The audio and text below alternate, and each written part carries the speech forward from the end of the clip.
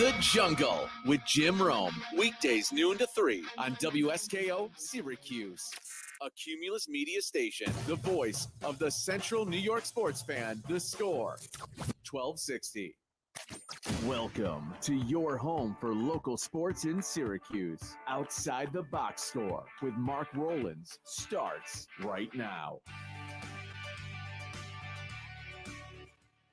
Good morning, everybody, and welcome to another edition of Outside the Box Score with me, Mark Rowlands, your home for local sports in Syracuse, right here on the Score 1260. We got a full house today. Josh Boheim, Braylon Noble in the building as well. No guests today. Phone lines open the entirety of the show. 315-671-1260 if you want to chime in. That's 315-671-1260. A lot of things to talk about here in Syracuse. SU football. They have a coach. Yep. Didn't have a coach this time last week. We were talking about how it seemed to be Dan Mullen. Big SEC name. The big SEC name. And then we got another SEC name in Fran Brown, coming from the University of Georgia. He was the defensive backs coach. So we're going to talk about that. Going to talk a little bit about SU men's basketball. Had a game the other night against LSU. Big win for the Orange. They're taking on Virginia today. In Virginia. Always a tough test. Tony Bennett, obviously known for his defenses, and I left my heart in San Francisco. Bang. Make the joke that's been made 8 billion times about him sharing a name with a famous singer. We do have some Jim Boeheim news. It's always funny to talk about old Jimmy Another B. one? No, we have some fun Jim Boeheim news. SU women's basketball picked up a big win the other night. Talk some LeMoyne basketball, and then I've got some high school basketball scores for you as well that we'll discuss. And Jim, well, let's just start off with Fran Brown. He says in the chat, we got a, quote, big SEC name with a, quote, small budget, which tends to be how Syracuse operates. Fran Brown, defensive backs coach from Georgia. Obviously, Georgia have won back-to-back national championships. Pretty good. Pretty good program they've built down there in Athens. Yeah, right, Athens. Yep. And it's his first head coaching job. He has 1 year of coordinator experience. I believe that was when he was at Temple. Yep. But the big thing here is this guy is a master recruiter. That's what they tell me. That's what everyone says. Is this guy is one of the best recruiters you will ever see. To me, that's a pretty good start. Obviously, we don't know how he is as a head coach. There is a lot that Fran Brown has to prove in terms of the X's and O's. But as of right now, I really like the idea of this hire. This seems like the type of guy that Syracuse needs to build a program again. And the program is, compared to where it was a few years ago, on the up and up. Sure. Back-to-back bowl appearances for the first time in a decade, which is painful to think about, but it's true. So they're going to a bowl again. The most recent projection is it's the Armed Forces Bowl, I think, against UTSA or something like that. Okay. Maybe not the Armed Forces Bowl. It was Pinstripe? No, it wasn't the Pinstripe. It was one of those other bowls that doesn't matter. Okay. But I remember UTSA, University of Texas, San Antonio, was the projected opponent. Okay. So obviously we don't know that for sure yet. It takes, I know it's only been a week. I feel like we should have found out the bowl teams a couple days ago. These guys just sit around. I mean, especially at this level, the college football playoffs take a month, it feels like, and it does. But I mean, for bowl games, why not just announce the opponents? Yeah, they know. They probably know. Yeah, they probably, and I know you got to wait for championship weekend and all that stuff. Get the other ones out of the way. Yeah, get the Cheez-It Bowl or the that'd be a big bowl. the Duke's Mayo Bowl, Camping World Bowl, the Camping World Bowl. Get those out of the way, and then figure out the Rose Bowl. You can do these small ones first, I feel. But anyway, I'm a big fan of this hire as of right now, and of course, Syracuse fans are such a weird breed of fan base. It's very strange. And I, of course, am a Syracuse fan. I think all three of us in this room are at some level a Syracuse sports fan. Sure. Obviously, you're a Georgetown basketball fan, and we forgive you for that since you are now an alum from Syracuse That's University. Tear 'em down from the inside. Yeah. I'll be there. The man that was on a tour of Manly Fieldhouse and had a towel over his shoulder and said Nobody got it. no one understood it. One professor was like, "Oh, JT, I get that. Yeah. That's it. That's all I got." It wasn't the line too. I thought this place closed 40 years ago. Yeah. And he was like, "That's good. Yeah. That's good." Well, nobody gets it. Yeah. If you did that in 2004, Oh yeah. you would have been ran out of the university. Oh yeah. But so we're all Syracuse football. Like I've noticed you've taken much more of an interest in Syracuse football in recent years.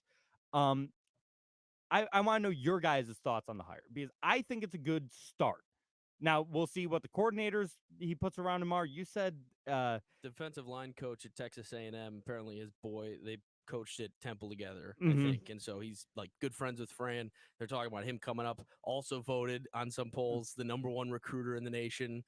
Who knows? I mean, if we could have Two potentially top recruiters the two top recruiters from the Northeast too. I mean, yeah, and I forgot to mention Fran Brown, Jersey guy. Yep.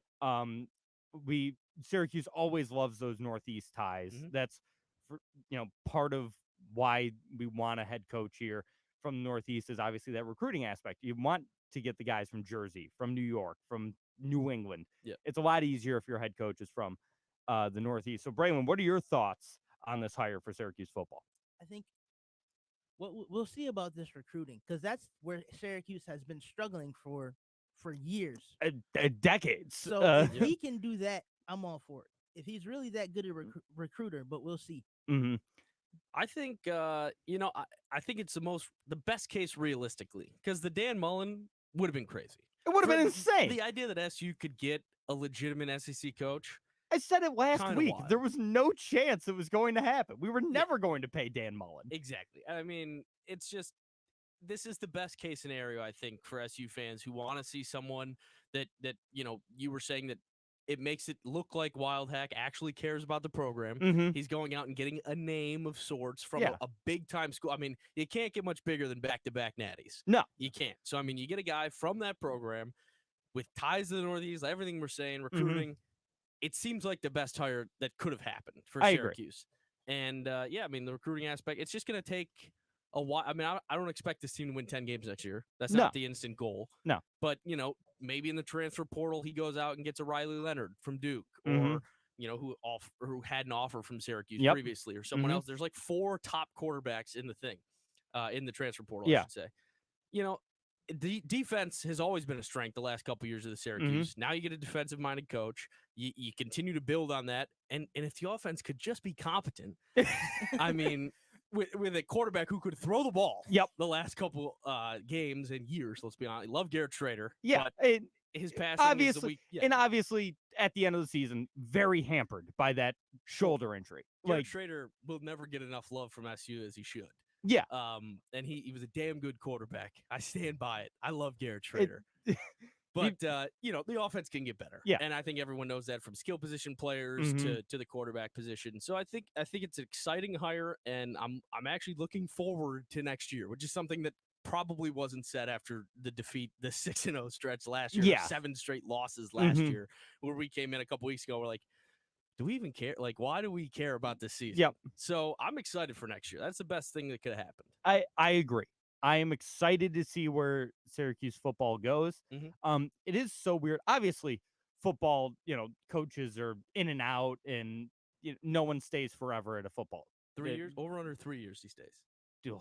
If the program gets better, let's say they win 10 games by year 3. He's gone. He's gone. He's so gone. He's back in the SEC at Florida. I saw someone say, someone said, yeah, now we know we have a coach that won't leave after 2 years. What? And I said, do we? Yeah, but after 3, I was sitting there looking at the tweet. I'm like, yeah, 2 years, probably not. 3, pretty full recruiting cycle there. Yeah. He could be in Florida. Good the program is by then. Yeah. So what does the coach look like that stays here? Do we ever get one? No, because it's college football. Unless unless you can legitimately build something in the ACC, until you get competitive against Clemson and Florida State. Yeah. No, I don't think so. Until SU reaches that point, which Yep. who knows if they ever will again. Until they reach even Duke status in the Yeah. ACC for football. Yeah, No, like I mean, yeah. if we get to a point where we are ranked year in and year out, That's a tough. Yeah, no, I get it. like I That's don't think there is one. Syracuse, we were just talking about this before the show, like sort of joking around. Yeah. Syracuse is a stepping stone for coaches. Yeah. I mean, we've seen great coaches come through Syracuse as assistants and football and basketball. Yeah, football and basketball. I made a joke beforehand. We were talking about Nick Saban, and I found out he was 72 years old. That's wild. I thought he was 65. Still looking but good, coach. I was reading the career of Nick Saban, and I was like, I can't believe Syracuse didn't even consider extending an offer to former outside linebackers coach Nick Saban. Because $8 million a year. Yeah. $10 million. To get Nick Saban to Syracuse, 20. Oh. But I it's just one of those things. He spent 1 year as the offensive line or the outside linebackers coach at Syracuse. Rick Pitino was an assistant for the basketball team. There's always guys that come through here. We've always sort of been a stepping stone school. So to get a guy that is willing to be committed to Syracuse for the long term. Last time we thought we had that, he went on to coach the Jacksonville Jaguars and Buffalo Bills. Pretty damn quick. Yeah, pretty damn quick. That was the last time we thought we had that. Yeah. And personally, maybe us as Syracuse fans, we've gotten a bit cynical. Fair enough. I'm quite cynical when it comes to the Syracuse football program, and I admit it. But I do think this is a great hire. I'm very excited to see the type of coordinators that he does get. The guy from A&M sounds fantastic. That sounds like a great fit for our defensive coordinator. Sure. I hear Matt Canada's looking for a job, maybe on the OC. No. What do you mean? Guy stinks. Nebraska restructured Tony White's contract to give him an extra like $500,000. Maybe Syracuse came a knocking. I think they did, and that whole Matt Rule thing where he goes, "What a jerk! What a where he goes, listen, I want you to take a job, but if the job won't give you resources, won't back you up, isn't even a football school, really, you can just tell the team he was talking about." Yeah. Well, let Matt keep talking about college football because he took a job in the NFL somewhere that didn't give him, and he was out of that pretty damn quick. So Matt Rule can go shove it. I don't care about what Matt Rule has to say. He also not a very good coach in Nebraska either. Right. Nebraska they play stinks. in the weakest side of a conference in the Power 5. That Big Ten West, right? Yeah. Is that what it is? Terrible. And he can't beat Iowa. Yeah. He doesn't score points. So have your own problems, Matt. Keep my school's name out your mouth. He thankfully didn't say Syracuse. We all knew he was talking about Syracuse. It was pretty easy to tell. So, but that's that. It's the coaching saga's over. I saw people were growing so impatient on social media. They're like, name a coach. It's been a week. The season's still going. Yeah. We're still playing next Saturday. Exactly. Yeah. We have a bowl game to play. Right. Can we focus on that instead of hiring a coach right this second? We were going to get one. Fran Brown's taking time out of preparing for the SEC championship today to meet with next year's recruits. Yeah. So he's doing the best he can. Yeah. He's already tried. Let's take it easy. He literally has a conference championship to play today against Alabama. Right. And prepping for another playoff, most likely. Yes. Most likely trying to win that school's third straight national championship. Cut him some slack. Guy's a little busy. Yeah. So, anyway, I would love to hear people's thoughts on the Fran Brown hire if you want to call in 315-671-1260. We're all quite positive about it. I know a lot of Syracuse fans are positive about it. I kind of want to hear some negative reactions. I haven't seen many negative reactions. What would make people hesitant about a hire like this? I think to play devil's advocate, the only negative could be that he doesn't have head coaching experience. Which is always a gamble. Right, which is all, and then, I don't know, outside of Temple, really no coordinator experience either. So, I mean, I guess if that's your strife, to instantly go into head coaching, that would be the big thing. I don't know. I don't know what the negatives are to this guy, really. Fair, but it seems like, and I've heard multiple people at Georgia talk about this guy. First, he seems like the nicest man in the world. Oh, yeah. He's just all for his players, and they all love how he treats them. Everything about this seems good. If you do have a negative take on the Fran Brown hire, I welcome you to call in 315-671-1260 because I am genuinely curious what the problem would be. Is it just the fact that he doesn't have head coaching experience, or do you have other things that maybe I don't know every single thing about this guy. I'm not going to sit here and claim that I do. Maybe you know more about him as a person or as a coach or as a coordinator than I do. I'd love to hear your opinion. So phone lines open the entirety of the show, 315-671-1260. We'll be right back after this on Outside the Box Score with me, Mark Rowlands, your home for local sports in Syracuse on the Score 1260. Celebrate the sights and sounds of the season at the Rosamond Gifford Zoo in Syracuse. Weekends in December, the zoo will transform into a winter wonderland for holiday nights and after-hours event for all to enjoy.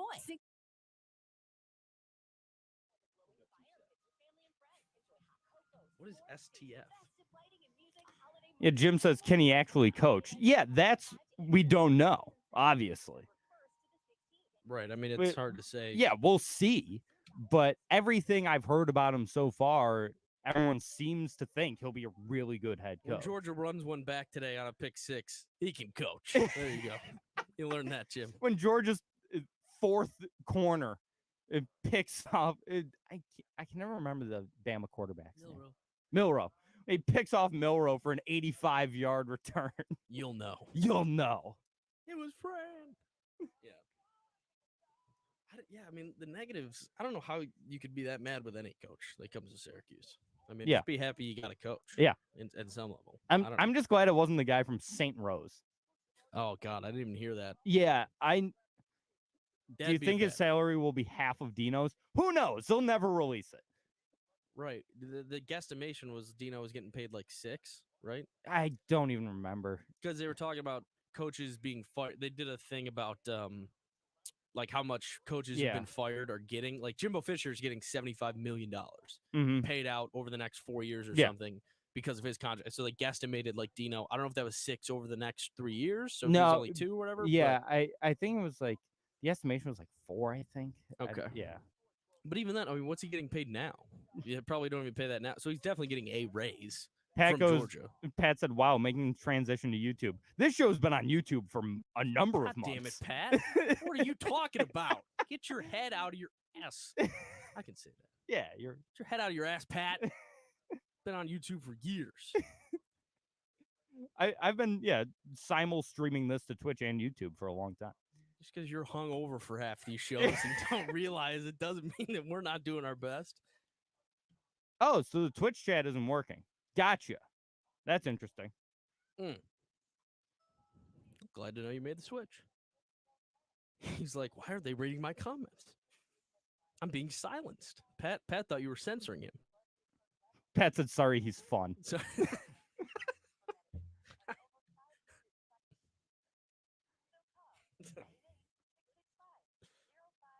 definitely more fun than me. I had a little tummy issue last night and fell asleep during the Pac-12 championship game. So yeah, you're more fun. For the best local beer in Central New York, the only place you need to look is Myers Creek Brewing Company, with 16 different beers on tap at both the Inner Harbor in Syracuse and the Palace that is the Cazenovia location. Myers Creek has something for everyone. Want a bite to eat? Both locations feature a kitchen with delicious pizzas, some of the best wings in Syracuse, and much more.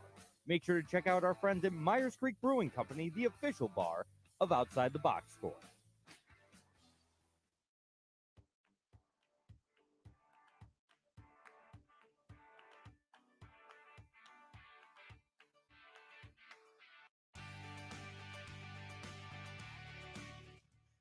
And we're back outside the box score with me, Mark Rowlands, your home for local sports in Syracuse on the Score 1260. Jim in the chat brings up a great point that I should have started the show with. How'd the bowling tournament go? Oh, buddy, Jim. How'd it go? Did you win?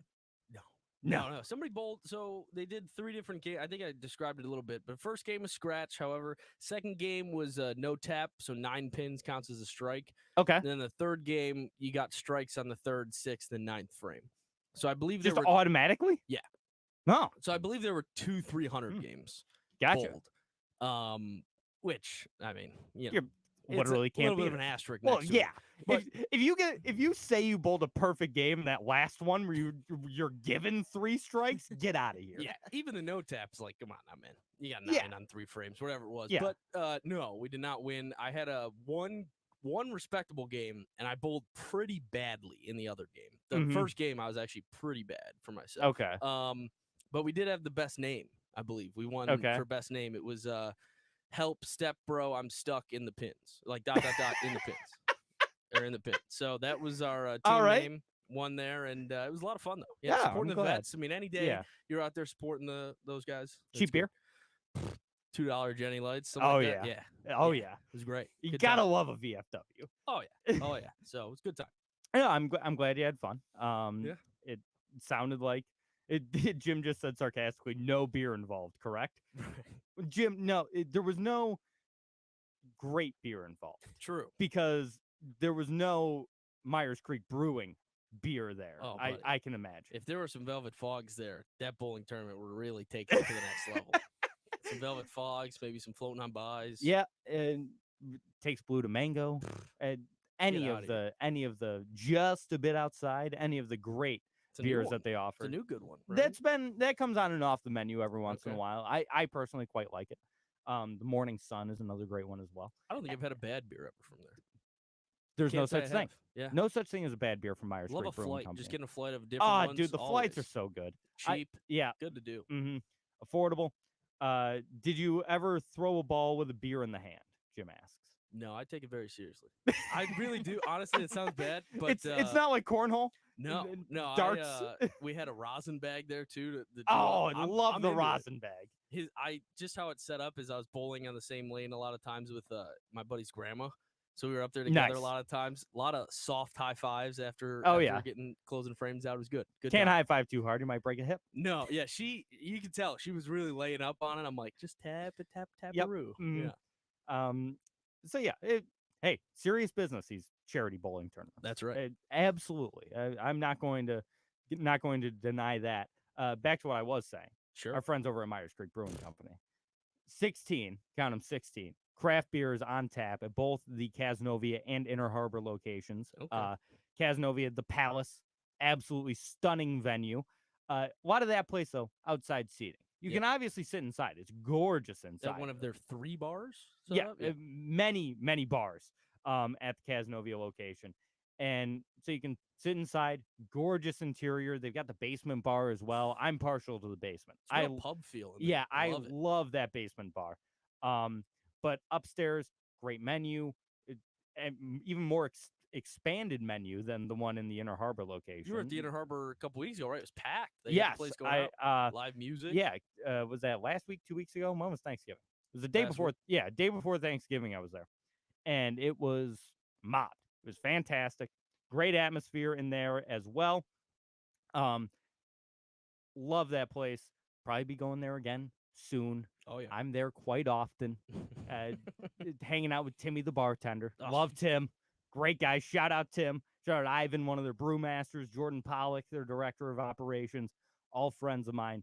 Great people involved in Myers Creek Brewing Company. And that's part of why I love partnering with them so much, because it's not just the great beer. It's not just the great food. You are getting served and working with really great people. They even treat the co-host nice. Good guys. Yeah. Even me. They care about me. They know my name. They That's do. Nice. Great people over at Myers Creek Brewing Company. Love having them as the official bar and beer here at Outside the Box Score. Do have some more things to talk about. Syracuse men's basketball playing today. They'll take on the Virginia Cavaliers at noon right after this show on ESPN2. Live from Virginia. Virginia, was it 10.5 point favorite? 11.5, I saw. 11.5, 10.5. I think you can get it at either right now.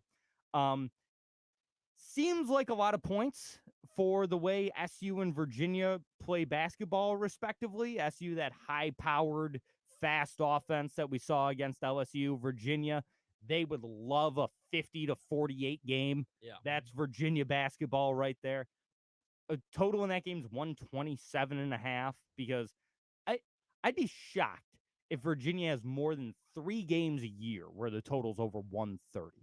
Yeah. Seems like every game I see, their total's in the 125 to 128 range. I want to know how many shots they take with more than 10 seconds left on the shot clock.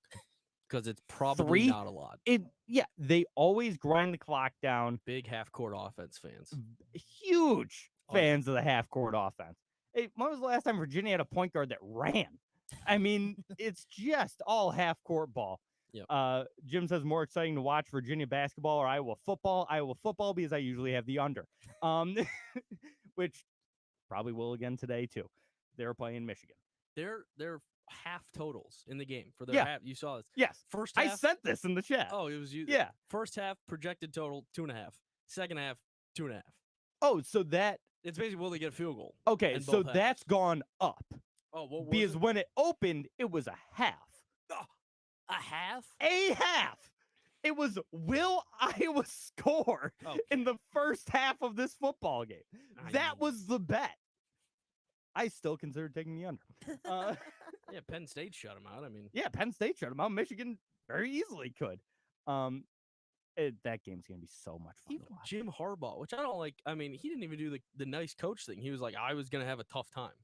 He like openly was like, did he? Yeah, I believe he said, "Watch, maybe this is just him being angry that he's been on the sidelines for so." But he's like, yeah, they're gonna have a tough time. Is he coaching today? Can he coach today? Okay. His last game was OSU. Okay, that's what I thought.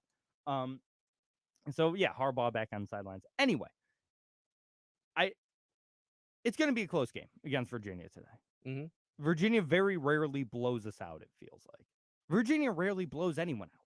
True. Mm-hmm. I mean, I will always remember the great Coppin State bet of a couple years ago. It was Virginia versus Coppin State. Virginia was like a 26.5 point favorite. So I took Coppin State on the spread and the under, and Coppin State lost by like 5. It was like 55-50 or something like that. It was a ridiculous final score. And so Virginia always plays close. So I like SU to play close today. I'm not going to sit here and say I think they're going to win. Mm-hmm. I don't know if they will. It would be nice. It would be SU's first quadrant. That's right. The quadrant one. Yeah. Quad 1 win in over 2 years, which is a ridiculous thing to think about as a Syracuse basketball fan. Yep. We haven't beaten a quad 1 opponent in over 2 years. It sounds right. It does sound right. Like, obviously, the quality of the teams the past couple of years, but this is Syracuse basketball we're talking about here, man. Yeah. This is a borderline blue blood in a lot of people's eyes. Syracuse fans, at least, yeah. Well, this was like a poll. It was CBS or something ran it a couple years ago. Oh, okay. It was like, you have Duke, UNC, Kentucky, Michigan, like, what are the other blue bloods? Yep. And Syracuse was like 2% behind Kansas for like the last vote or something. Yeah, it was insane. Like, people do consider this to be one of the top programs in the country still. We haven't had a quad 1 win in 2 years. They've shown like stretches, even in the games against Gonzaga and Tennessee. More in the Tennessee game. More so in the Tennessee game. Yeah. A lot of good stretches of basketball. It's just putting it all together for one game, which they did against LSU. Mm-hmm. LSU was a great win. Defense still left something to be desired a little bit, I think. A lot of people, they still gave up 70-something points. Mm-hmm. So, I mean, it is what it is, but they all scored 100. I mean, they show glances. Of but really also, good. defense looked great the other night against LSU. They were aggressive. They weren't fouling as much. They were really contesting shots. The defense looked really good against LSU the other night. And obviously, the offense was great. I mean, Judah Mintz had 30. It was also, did you see that graphic I sent in from Citrus TV? Yes. Shout out the folks at Syracuse University and Citrus TV for one of the great graphics in the history of college basketball. During their broadcast of the game, Braylon, it was Judah Mintz after he had just posterized that dude. I don't know if you saw that video. Yeah, and the graphic was second straight day after Thanksgiving game where Judah Mintz is yammed on somebody, and then the note underneath said "what an athlete." So shout out the folks at Citrus TV. I'm not entirely sure who made that exact graphic, but they do a fantastic job over there as always. Jim also says last time. Here's a trivia question for you. Okay. When was the last time two ranked teams played in the Dome? So Syracuse had to be ranked. one of them including Syracuse. Jeez. 2015. You're very close. That's probably a good guess. Well, 16 they made the turn, but they were bad. They were I don't bad. know. It's 2014 when we played Duke for the first time. Or not for the first time, but when we played Duke in 2014 at the Dome. It's been a while. Unbelievable. Jim also says rebound prop today, Mark Rowlands +2.5 or Chris Bell. I like Mark. I'm taking myself. I like Chris Bell. He shot the ball really well again the other night. The guy just doesn't like rebounding. I've never seen someone as tall and athletic as Chris Bell. He's allergic to the glass. Allergic. You know what's funny? In all of my 5'8", when I played basketball, like Little League and stuff, Dennis Rodman. I was known for rebounding. Yeah, big box. And I was like 5 foot, barely. Yeah, all about 5 foot center. I played center my whole time. I was a point guard in 6th grade. Other than that, I was center. Center. It's an athletic. I mean, honestly, rebounding is just about like those hustle plays almost in my mind. Like it's just you have to care about it on some level, especially in college when people are actually trying to rebound. The NBA, Russell Westbrook can catch 20 rebounds a night because he's the only one standing there. But I mean, in college, you have to kind of put in a little bit of effort. And I mean, either that or you either have to put in effort or you're Hunter Dickinson or Zach Edey. Which shout out Purdue losing again. They lost to Northwestern yesterday. Yes. Northwestern stormed the court. It was at Northwestern. Well, they were unranked, right? Yeah, they should have. Yeah. Okay. Well, yes. I'm just saying all the pomp and circumstance that comes with being because they were the first team. They're how do I not number see one that ranked on my Twitter? Yeah. How does that not pop up? I don't know. It was just that like nobody cares. I No, don't even people see were talking about it, but you know why nobody cares? Why is that? Because I've said it once. I've said it a million times. Purdue are frauds. Nobody was surprised. No one was surprised. One of the guys on Barstool, it was KB. KB was like, beating Purdue is not an upset. They always lose. It's just a matter of which team is going to be the one to beat Purdue. Yeah. It's not if they lose to a bad team. It's when do they lose to a bad team. Usually in the first round of the tournament. But yeah, Northwestern beat them yesterday. Purdue were a bunch of frauds. Would have liked to see SU play Purdue. Because we could have been storming that court in Maui. Wow. All 800 strong SU fans that were in Honolulu, I should say. Sure. That were in Hawaii. Bunch of frauds, Purdue. I can't wait for them to be a 1 seed and then lose in the second weekend again this year. It's going to make me so happy. That 80 guy's pretty tall. He's very tall. He's probably not going to get drafted, right? He's one of those great tall white kids who play good in college and Isn't then he do Asian? nothing. So, okay. Yeah, I think there you go. Braylon said it. Yeah, I think, but no, you're right. He'll probably get drafted, but he won't do anything. He is Luka Garza 2.0. Oh man, but Luka Garza could shoot. He was good. I don't know how that guy sucks so bad in the NBA. I agree. I'm glad I'm not alone in this take. Luka Garza was an unbelievable college basketball player. Like little Jokic. I think it's because he's so slow. Like he's so unathletic. So is Jokic. But Jokic is like he's fat. Jokic is like extremely talented. Yeah. Luka Garza's okay, but he's not Jokic. I thought Luka Garza in college. I was like, this dude not only should be a first round pick. Yeah, he went like late second round to Detroit. Yeah, he barely got drafted. He was like 58th overall or something. He was in the G League for like 2 weeks and got dumped. And I'm like, what happened? I knew that was gonna happen though, because when I was a kid, I used to love Tyler Hansborough. Tyler Hansborough was my dude for so long, and I was so disappointed when he didn't do anything in the NBA. And we all have those guys. But for me, I thought Luka Garza was going to be a stud, dude. I thought he was going to be so good. But he wasn't that tall, right? No, he wasn't a 7-footer. Right? 6'9". Yeah. Yeah. So obviously tall, but more. That's a small forward in the NBA. True. Yeah. I mean, hey, here's the 6'9". You could be any position in the NBA now. Yeah. It- You play point if you're Ben it- Simmons. yeah. Where is Ben Simmons? On Ben- the bench in Brooklyn. Right. Is he still is it a mental thing No, still? he or got is it hurt just- again, didn't he? I think he's just on the bench. I thought he got hurt again. Ugh. He could have got hurt. It's Ben Simmons. Who knows? You talk about one of the greatest fall aparts of all time. Ben Simmons was the guy. I don't Marco- think he was that good to begin with. Agreed. When he, Really? Yeah. he was only averaging like 14 points. Yeah, I mean, never was a great offensive No, player. Even Does in not college. want to shoot. Yeah. That's Does fair, not yeah. even try to get better at shooting. Him Yeah. And pass all it- you do is play basketball. Him- You get paid to be a better basketball player Him- than you are. him passing out of a wide open layup in the playoffs is still Yep. one of the more wild And things then I've ever seen. Embiid going off on him. And that's probably what Yeah. killed him. It For is. the rest of his It- mental, for his whole game. everything, Absolutely. Was your star player being like, what the hell are you doing? And then were you about to mention Markel Fultz as Yes, well? I was. He's another one. he Before was before Luka Garza, it was Markel Fultz.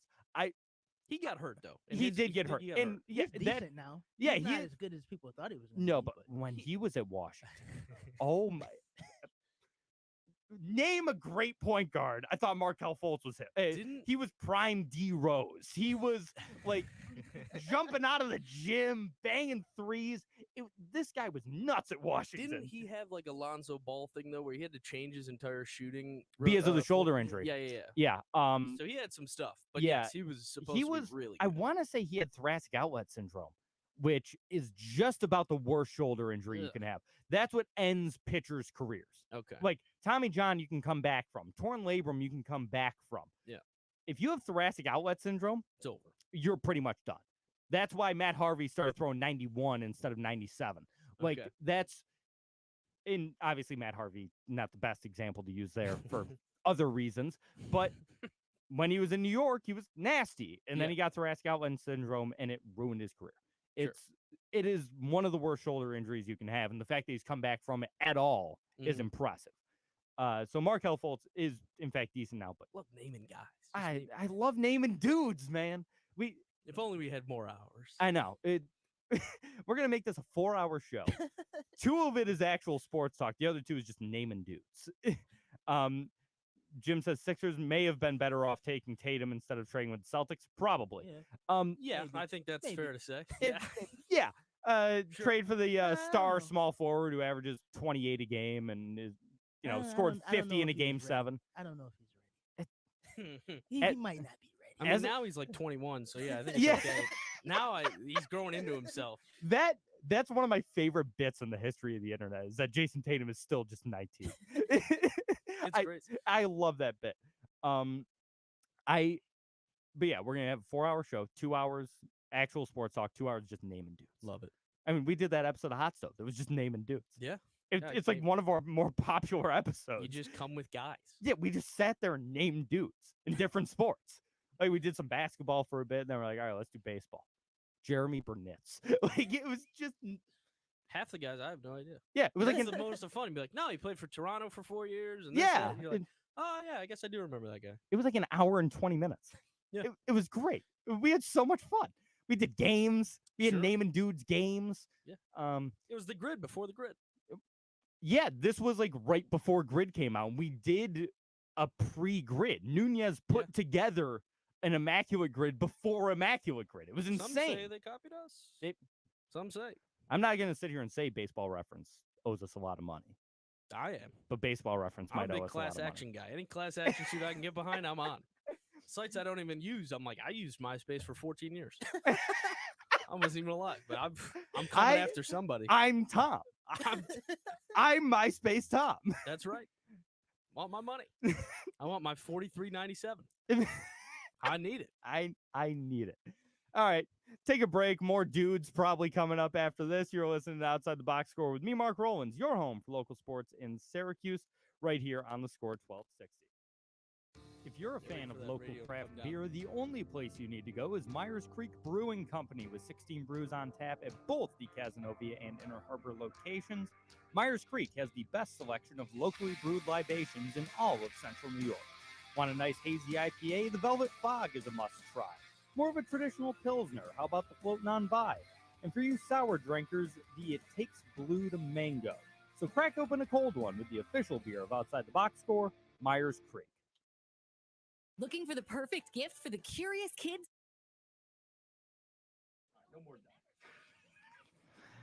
Jim says chaos today or all chalk for college football. Josh likes Bama. Yeah, I like Bama today. I like Louisville. I mean, I got to know the spreads in that. Yeah. I like Bama just like part of the championship. Yeah, I like Sunday, Louisville just to win. Yeah, you just take money lines. So, like last night, I had Washington just on the money line. I took the Yeah. points as well, but you just take money lines because I'm like, they're just gonna win the game. Texas a huge favorite today. I kind of like Oklahoma State to cover 14.5. They're getting you in. You Yeah. get that 2 touchdown Did you loss. see they found a dead Longhorn? Yes. Yeah, that was wild. Well, then the more crazy story was that it's not even a Texas thing. It's just 2 Oklahoma State frats that hate each other.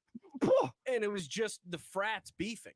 It wasn't even a Texas thing? No. Why'd they kill a Longhorn? So one of the guys, because you're in the South. So one of the dude's grandpas, this was a dead steer on his property that he just, he raises cattle. I don't know why not. And he was like, hey, take care of it for me. Like, get rid of this thing. And he's like, okay. So him and his buddies went and picked it up. They branded it with the other frat on it. That's what it is. So they branded it with the frat and dumped it in the freaking lawn. Wow. And it was like, so they're like, wait, this isn't even a Texas thing. It's just 2 frats on Oklahoma State beefing. And that's what this was. They slit open its chest. That's nuts. They dumped it on its lawn. That's wild. And the farm, they have cameras and stuff because they're like, no, we're not going to give you any. Like, they're not going to catch these guys because they're like, no, you don't know who it was. Somebody stole it from our property. Don't know who it was. But it was probably clearly the kid. I mean, they know who it is, but they're like, can't prove it. So the kid's going to walk free, too. It's crazy. That's college, man. Branding it, too, is wild. Yeah, branding is crazy. Yeah. I get just dropped, but yeah, that's what it was, too, to find out it wasn't even a Texas thing.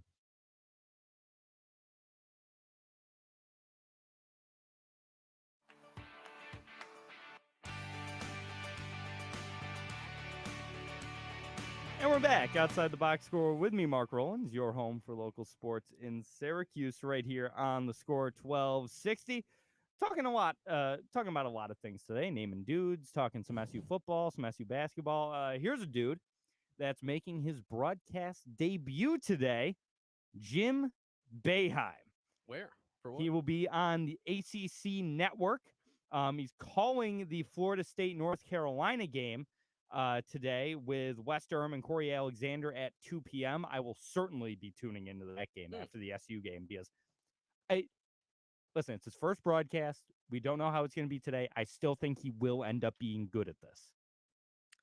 He might be like the basketball Tony Romo. He could be. I mean, no one watches more basketball than Jim Boeheim. Yeah. Everyone knows it. The guy is a basketball junkie. So no one watches more games than he does. No one watches more film than he does. So he'll be calling that game today. And then on Tuesday, he'll be in the studio for the first time. He'll join Kelsey Riggs and Luke Hancock during halftime for the men's game of Central Connecticut at Boston College. That's at 6, and at 8 o'clock on Tuesday. He's doing the cues. Cornell, Syracuse. He's gonna be in the studio for halftime. Okay. I pray to God Syracuse is down to like 6 at halftime. I would do with this team. I want to hear Jim Boeheim's opinions on SU down at halftime to an inferior team. See, I was actually like, when you first said it, I was like, I hope it's not a Syracuse team because I just don't want that first one to hear all of the, when I was at Syracuse. No, yeah. So I don't know if he'll even call any SU games. Right. I think if anything, they might have him in the studio, for halftime, that sort of thing. Yeah. But also, he's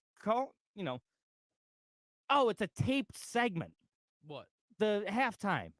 Is it? For the Cornell game. Yeah, apparently according to the article in the paper, it's a taped segment. Why would you tape a halftime That's stupid. How the hell does that work? Listen, ACC Network already does a lot of things I don't enjoy. They very rarely send their broadcasters 2 games. Yeah. Which I think is stupid. Yeah, you gotta be there. During COVID, I was all for remote broadcasting. Sure, it's like, we need someone to we are, obviously COVID is still a thing. I'm not going to sit here and deny that. We are past the hardest part of the pandemic. We're not in any lockdowns anymore, anything like that. Yep. Send your broadcasters to the game. Come on now. Yeah, I agree. It's just to save money. And personally, I think it makes for a worse broadcast. You're watching on a monitor. You're not there in Literally the anybody can atmosphere. do that. Yeah.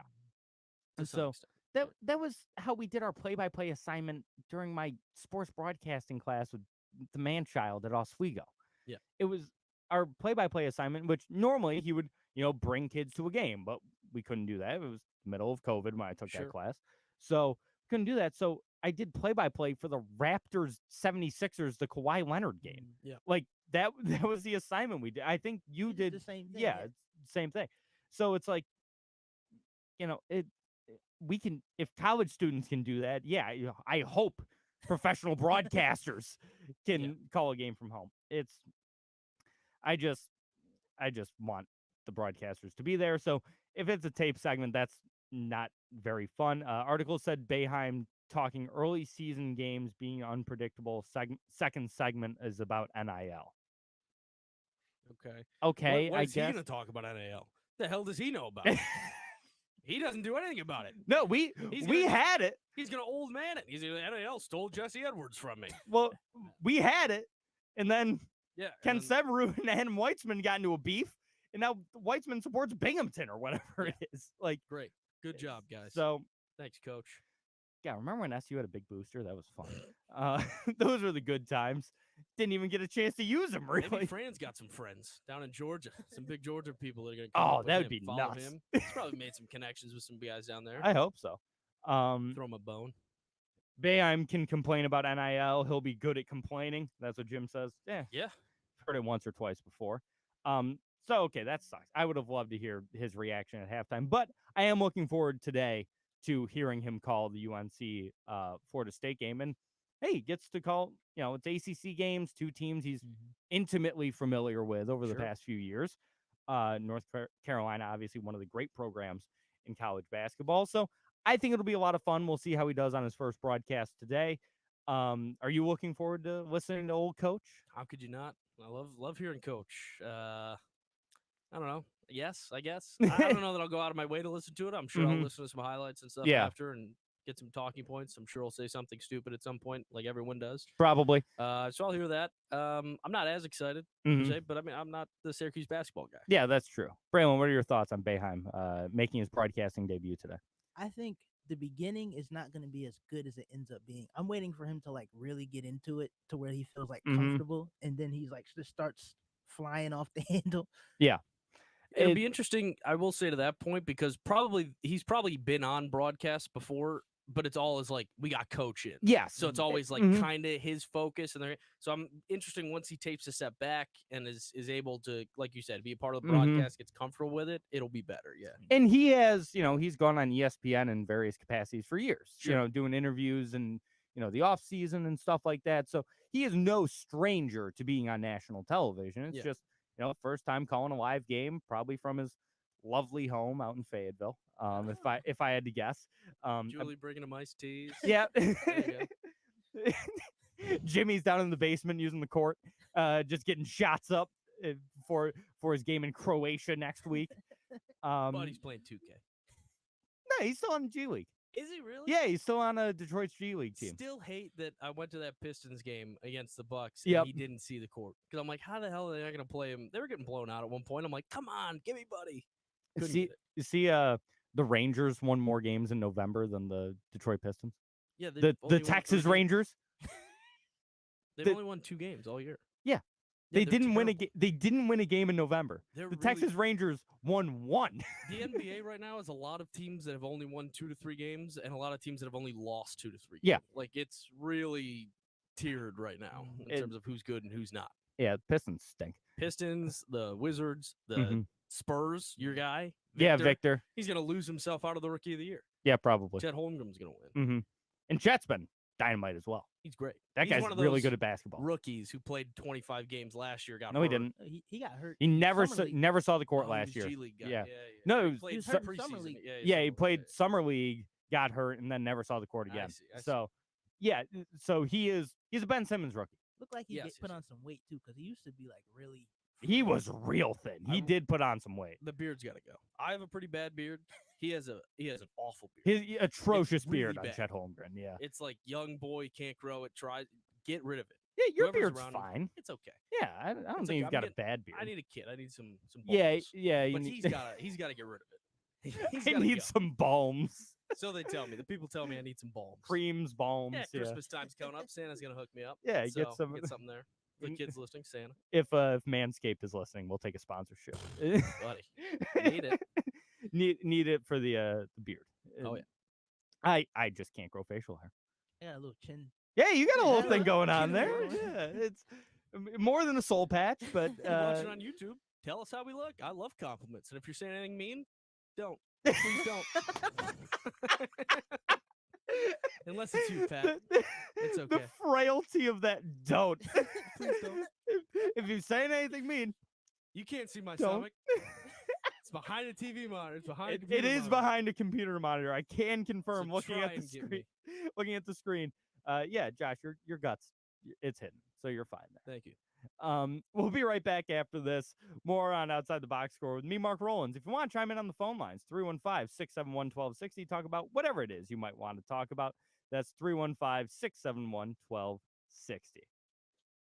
For the best local beer in Central New York, the only place you need to look is Myers Creek Brewing Company, with 16 different beers on tap at both the Inner Harbor in Syracuse and the Palace that is the Cazenovia location. Myers Creek has something for everyone. Want a bite to eat? Both locations feature a kitchen with delicious pizzas, some of the best wings in Syracuse, and much more. Make sure to check out our friends at Myers Creek Brewing Company, the official bar of Outside the Box Score. The audio industry is on fire and growing fast with podcasting, digital streaming, and live broadcast radio. There's never been a better opportunity to kickstart your sales career. Cumulus Media, one of the country's largest and most sophisticated audio companies, is growing in CNY and has a position available for a goal-oriented sales professional. Find the independence that comes from creating unique advertising campaigns and help entrepreneurs boost their online presence. Go to thescore1260.com and click Cumulus Careers to apply. Cumulus, boost your career today. Ever wonder why your business doesn't show up on online search maps, but your competitor? The simple pleasure of just being able to put two breaks together. Really turns you on. Oh my, it's fantastic. Because I was like, oh man, we're really behind. I was like, we've got to do like a 1.5 minute segment and then go back out to break. And then I just looked and I was like, Maybe never 3 mind. minutes. got plenty of time. Nope. You know me, my big time career at Oswego. I just don't take commercials. Here it's a little different. You know, you got to pay for the station. I get that. Yeah. How often would we actually take a break on Hot Stove? I don't know what you people did. I never took a break. Yeah. On Tone, I refuse to take Yeah, breaks. you would I never do take 'em. maybe Yeah. one a show. Mhm. Maybe. Very bad. Yeah. They said it at best or at worst, just do like 3. So you can still do 20 minutes extra. Yeah. No, I wouldn't do it. I mean, I just we don't would- care. That station didn't need those ads. Whatever it was college radio. Jim says, side note, if you watch too much football at 5 p.m. tonight, the professional pickleball tour live from San Clemente on the Tennis Channel. Josh, your favorite channel. Oh, they're taking the tennis channel now. That's great. No, there's no tennis on right now. So it's Yeah. next gen finals. Nobody cares about. Yeah, no one cares. Not a lot of young kids out there today that you should care about. Yeah. Our boy, I don't know if you've been wondering where Brooksby has been, by the way. I haven't heard. He got suspended. What? He got suspended by the ITF with the Tennis Federation. The Golden Boy? They're trying to get him for a 3-year suspension, I think, or a 1.5 years for doping stuff. But it's because he just didn't take tests. And they twice they went to him and he's like, I'm not even there. Like you're not even looking at my schedule. That's I'm not even wild. where you're trying to test me. That's wild. And you're like, yeah, you need to tell me. So it's all hearsay stuff, whatever. But he's serving a 18-month suspension. The Golden Boy. Now, mind you, he did have wrist surgery, so a lot of that counts towards his okay. rehab and stuff. Yeah. I think that'll count towards his Mhm. suspension time, but it is stupid.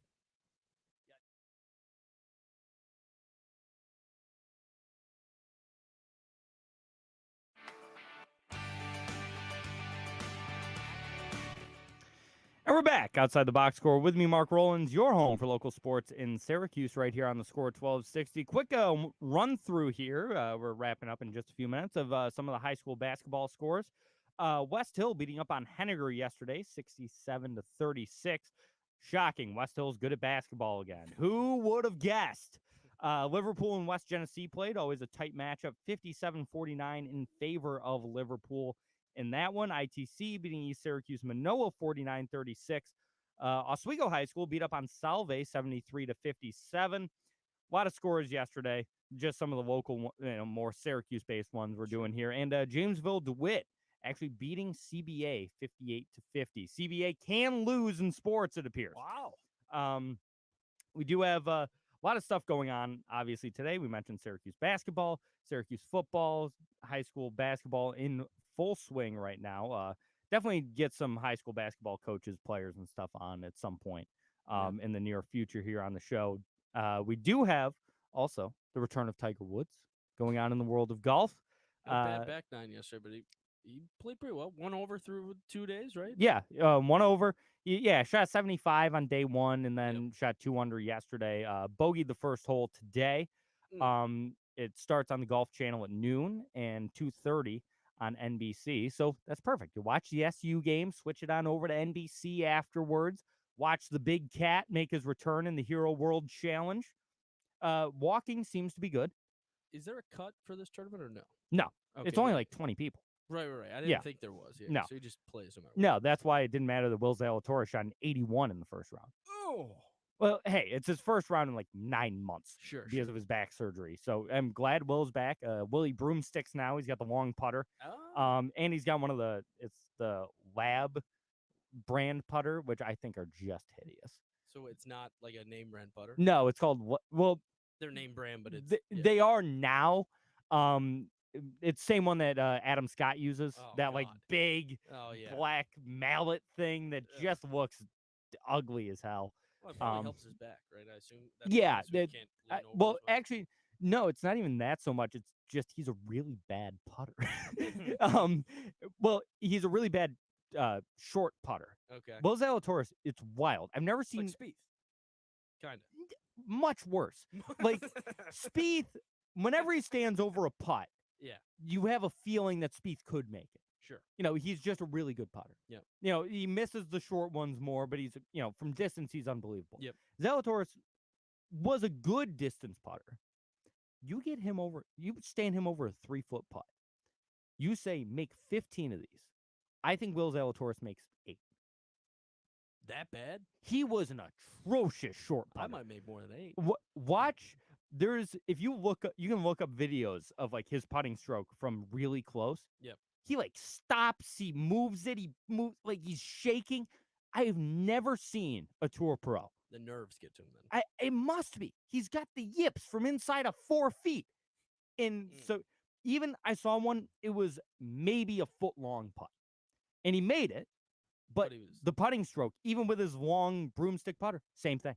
He's got to do the Tiger was just talking about that. I think it was on Foreplay podcast when he was like, in my prime, whatever he said, he'd hit like 250 4-footers in a row. Yeah. And he's like, I felt like that was my job. That's what I needed to do. Like anyone who does anything in any profession, you're supposed to be really good at what you do. By the way, you said hit 200. By hit, you mean make. Yeah. Like he would make them all in a row. Yes. Tiger's also a sociopath when it comes to golf. Phil does the same thing though too. His warm up, he starts at 3 feet. Like any putter, like I do the same thing now too. When I get out there, like you need to make the short ones. That's your idea. Like the mentality is like these are gimmies. Yeah, but not whatever. Yeah, I mean, I don't know if it's you and I playing. It's you and I. It's a club's like that. It's nobody wants to see me putt from 2 feet. No, nobody. We are very generous with the gimmies when we play together. As we should be. It's not like we're playing for anything. Nobody cares about my triple. It's okay. No, we take that. Yeah, we're okay. As Jim, I saw Jim was talking on Twitter about the potential. Jim says, "Yeah, aren't 3-footers gimmies? They are for us, my friend." That's right. Jim. He was talking about the potential to see Rombo. John Rahm was offered potentially $600 million to join Live, and Jim was like, "Oh wow, that's a lot of money." And I said, "Listen, if anyone wants to pay me to shoot an 88, my DMs are open. Just let me know if you want to give me millions of dollars to go out there and be just as mediocre as you like. I'm all in." I thought you were gonna say 600 million. That's pretty much like I'll do anything. Like that's that. That's that number where it's like I'll do a lot of things for $600 million. Absolutely. I mean, I'll do it. That's beside the point. Would Mark take $600 to join Live potentially? Do they pay for me to travel still? Yeah. Are they covering my expenses? Or do I still get the prize money? $600 a week. Yeah, like 600. Is that just my base salary? Because there's a lot that goes into it, Jim. Yes. But the answer is yes, probably. But yeah, probably. You can do the show remote. I'll come in. we'll have Josh run the board. you We'll go. still have this show every week. All right, that's gonna do it for us. Thank you to Josh. Thank you to Braylon. Thank you for everyone listening. Pat, Jim, all the people in chat. We'll be back next week, same time, same channel, 11 a.m. right here on the Score 1260. Peace.